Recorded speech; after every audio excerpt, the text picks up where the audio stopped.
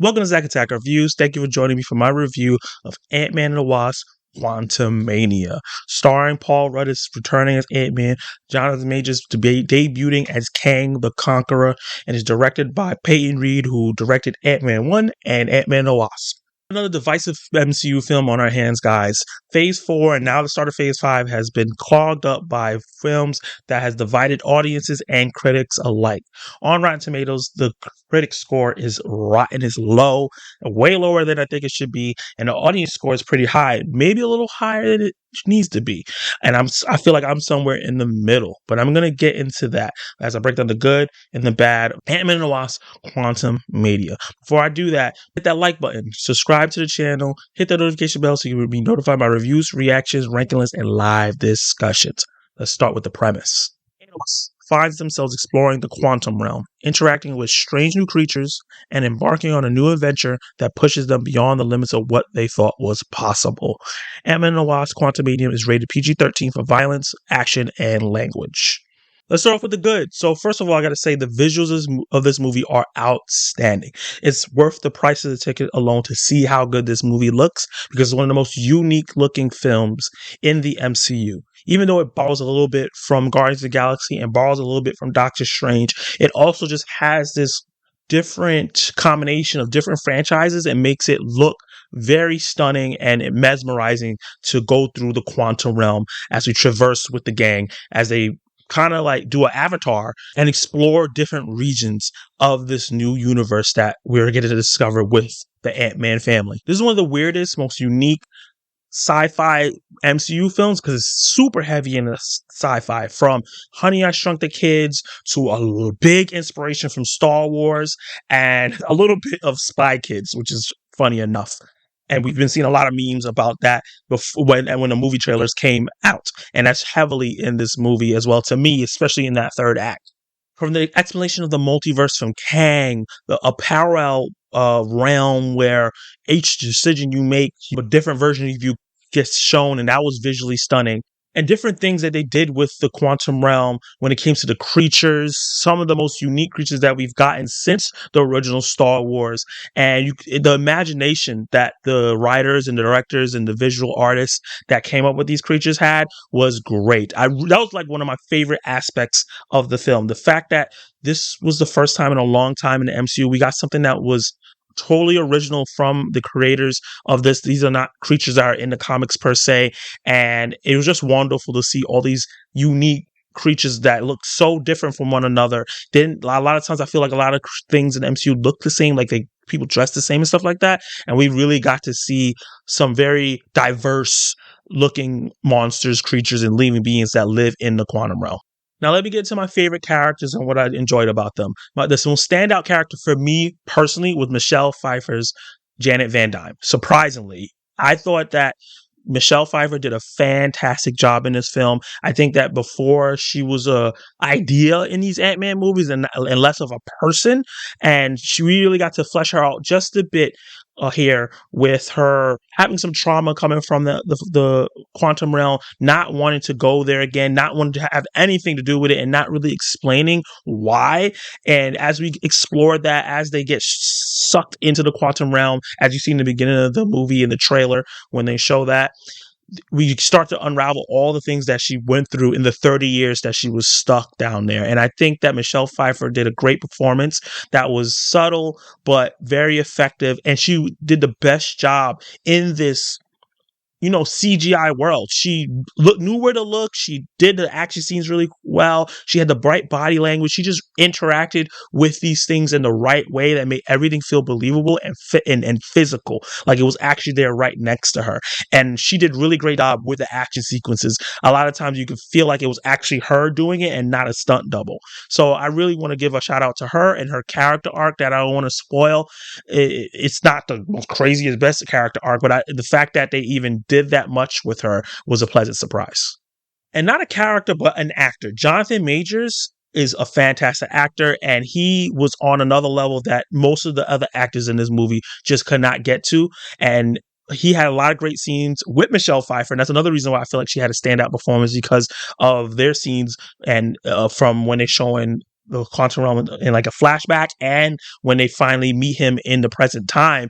And Jonathan Majors played this character like he was Darth Vader, a regalness to him, a eerie like coldness and scariness to him, and he always felt like he was doing the right thing for everyone, even though it just felt like he wasn't. He had that Thanos effect a little bit, but a grander scale, because we're dealing with the multiverse, not just our universe.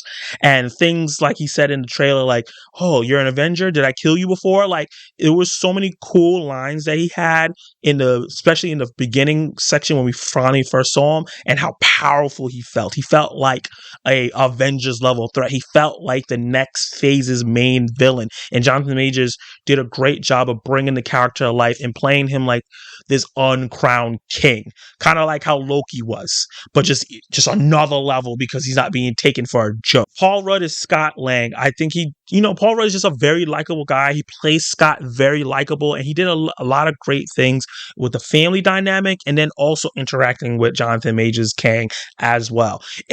Whoever he was in a scene with, he just elevated the scene with his timing, with his humor, and also how he did the dramatic aspects. This is a action dramedy, and a sci-fi action dramedy. It hits a bunch of different columns, and each aspect, I think Paul Rudd did a really amazing job. At this point, he can play this character in his sleep, which I think is a good thing and maybe a detriment. And I'm going to talk about that later. Why it was a little bit of detriment to the movie as well. But he just anchors the movie really, really well with his character. Like I said, being very funny. His connection with Cassie was really, really great, and him like trying to enjoy a simple life and being told he should not be enjoying a simple life because he has these abilities and he should be helping the little guy. I thought that was an interesting character arc or interesting inner monologue for him to have, especially since he's gone through so much over the years and just wants to be able to live a normal life. And when it comes to the visuals and the creativity and the visual aspects that I really like, and I talked about the rebellion that's in this movie. We get a little bit of it in the trailer, but they really talk about it and show it in the movie. Kang is conquering the quantum realm, and we have people, of course, just kind of like Star Wars, there's a rebellion, and they don't get super fleshed out here, but they have some of the most creative creature designs, some of the funniest moments in the film, some of the most unique technology. Everything here was just very inspired when it came to the rebellion in terms of how they showcased them to us. I really enjoyed a lot of the characters there, and even got grown attached to them, and hopefully see them in future movies. And when they were in danger, I was like, no, I want to see this new unique character that's made just for the MCU. It felt like when we got Harley Quinn in the Batman animated series, a character that wasn't in the comics, and it was just really likable, and you wanted to see that character to move on and even go into the comic book itself. So yeah, there were certain characters that they made up here that I really, really enjoyed that was in the rebellion itself. And lastly, MODOK. He was like the source of a lot of the comedy in this film, and even though I feel like have some negatives about the character that I'm going to get into a little later in the review. It was just what they did with the character and how ridiculous MODOK is from the comics. I really enjoyed the concept of the character and how funny everybody reacted when they saw his face and how he looked under that weird mask, and just how goofy he was, because MODOK is a goofy character that's goofy and you're like, what the hell, but it's supposed to be also dangerous. And I feel like they treaded that line really well, where he did feel a bit dangerous but also really goofy at the same time. You don't really take him serious until he's trying to kill you. And lastly, I just want to say the ideas and the concepts of this film, it borrowing so heavy from Star Wars, like I was saying, with Kang feeling like Vader and there being a rebellion. The way they going through the quantum realm, and we're seeing these new lands, and it felt a lot like Avatar, a little bit of Star Trek, and then kind of like some of the messages they try to have with like how you feel with like Spy Kids and the colors, and some of the things with like MODOK kind of feeling like the George Lopez stuck in the tube thing. Those memes were kind of correct on how they executed that.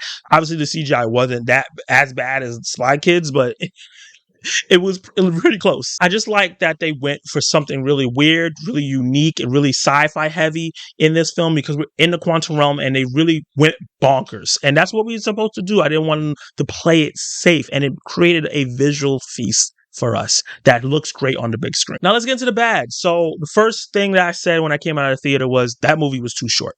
The movie was absolutely too short. When I got my ticket and I saw that it was 2 hours and 5 minutes, I really got worried because obviously the reviews for this film have been all over the place. A lot of negative ones from a lot of critics. And, there was no audience score when I was going into the movie. But I felt like this movie would have been great if it was just 45 minutes longer. Even I would have sat there for another hour if they were able to flesh out each section of this film, because the first act is kind of like Honey, I Shrunk the Kids, family drama, comedy kind of aspect, and then we get into the wondrous sci-fi getting to know the rebellion in the second act, and the third act is really about Kang and what he wants to do, and the real meat of the plot and the issues that Scott Lang and the rest of the family is having, and their journeys that are going on while they're trying to stop Kang on his mission. So I feel like if they would have added that 45 minutes to just really like spread out some of it, it felt like the pacing was really weird. Like I felt like the first act rushed really fast, and then the second act we were in there maybe a little too long, and then the third act felt like it was going too fast. It just didn't have enough time for each act to really settle in and really get some of those details to give these characters time, because this movie is kind of like Civil War in a way where there's a lot of characters. There's Scott Lang and he's dealing with certain things. And then Cassie is now a more prominent character now that she's older. We have Janet, who's like I said, was one of my favorite characters, probably my favorite character in the movie. And she has stuff to do. Then we have Hank Pym, who had a little bit here, but not that much. And then you get introduced to this version of Kang, the rebellion. There was just so much, and they were going for so much. Plus, the whole like Avatar thing they were doing with us showing the quantum realm and trying to do the discovery feeling of it. It just needed more time for all that stuff to percolate, and I'm not too sure why this movie they decided to cut the runtime, where the past in the phase 4, all the phase 4 movies felt like they were 2 hours and 30 minutes. I don't know why this one didn't get it. And while I felt like the script for the most part was really good, there were certain lines by certain characters that I'm going to get into that wasn't that great, but for overall the dialogue and everything was pretty good. But I think the screenplay was the major aspect here that was a problem. They had a lot of great ideas, like I said before. They had a lot of really good moments that I enjoyed throughout the movie that I either laughed at, I gasped at, or I thought was really cool. But there was so many things that happened in the movie where I was just like, if they would have just did one extra scene here, then this scene would be perfect. It wouldn't be a problem. If they added a little extra dialogue here, then this scene would be perfect. It was just every major point in the movie was just lacking something. And I realized it when it got to the end and Hope and Scott was having an emotional moment. And I was just like, where did this come from? I don't remember having this problem between you two. And I felt like if we had more in the beginning to pad that out and them have that conversation, then that moment in the end would have felt a little bit more impactful. When it happened, I looked over to my friend that I went to watch the movie, and I was like, wait, why is this even happening? Why is this? I don't understand the concept here of what they were going for. It never felt like they had any issues throughout the movie. I think that they didn't draw out the character arcs that they were trying to go for well enough for these characters to be as impactful. And let's talk about impact. This is another negative that I have in terms of a character not being impactful and not being executed well. And this is one of the worst MCU debuts for a hero I've seen in a long time. And that is the Catherine Newton as Cassie Lang. It's nothing against Catherine Newton. I've seen her. I haven't seen her in much or anything really, but I've seen her resume, and she's in some really like movies that we used to act. So I'm pretty sure she can act, but her as Cassie was not good. Her delivery of lines, her during action sequences, just the emotional parts of the movie, she just did not bring it for me. It almost made me go like, why did they even replace the other girl with this person if she wasn't gonna be any better? I felt like the 2 minutes that the other girl had in Endgame was better than Catherine Newton's whole run in this film. She said dad like 17 million times in this film, and every single time she said it, I didn't believe in whatever emotion that she was trying to display. She wasn't charismatic. And then moving on from that, her acting performance, I'm going to really blame it on Peyton Reed. I think that he didn't protect her. I don't think he did a great job at helping her or the character Hank Pym look like they knew what was going on with the visual effects.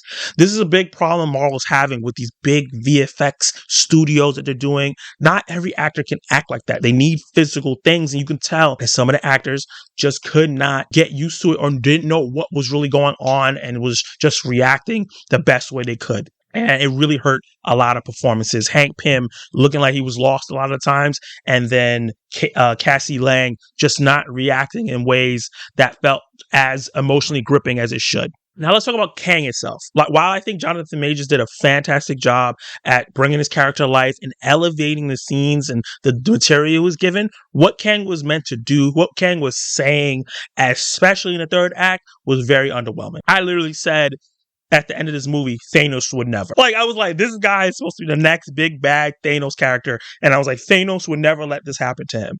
Thanos would never be this convoluted. Thanos would never be this puzzling. It felt like they wanted him to be like this character that was this epic opera character, and the way he was speaking and stuff like that. It was just, he spoke in a lot of riddles, but none of it really led anywhere a lot of the times when he was just talking. And I never understand his true full motivation. He never explained fully why he was doing what he was doing. And when you don't understand what the villain is doing, it's hard for you to connect to the character. I was just like, damn, Jonathan Majors is doing a great job right now, acting his ass off, but the character himself didn't feel amazing, and that makes me scared. And the 2 after credit scenes that they had did not help at all. These were 2 of the worst after credit scenes that I've seen in a Marvel movie in a long time or ever.